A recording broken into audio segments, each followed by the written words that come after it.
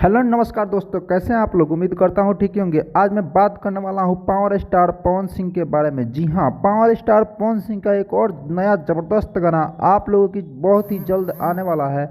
तो आगे मैं वीडियो में बताऊँगा कौन सा गाना और किस यूट्यूब चैनल पे आएगा। इसके पहले आप मेरे चैनल पर नए हैं तो चैनल को सब्सक्राइब कर दें, वीडियो को लाइक कर दें और वीडियो को लास्ट तक देखें। तो मैं आपको बता दूं, पवन सिंह का गाना का घाव दे दे बे बहुत ही जल्द आप लोगों के बीच आने वाला है और यह गाना आते ही धमाल कमाल मचाएगा। मुझे लगता है यह गाना आते ही खेसारी लाल यादव को पीछा कर देगा।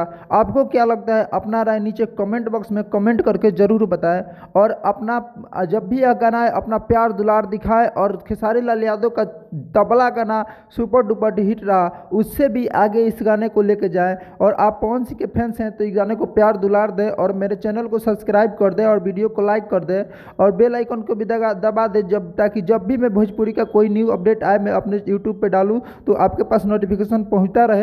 तो आपको कैसी लगे वीडियो नीचे कमेंट बॉक्स में कमेंट करके ज़रूर बताएं। तो मिलते हैं अगले वीडियो में, तब तक के लिए बाय और अपना ध्यान ख्याल रखें।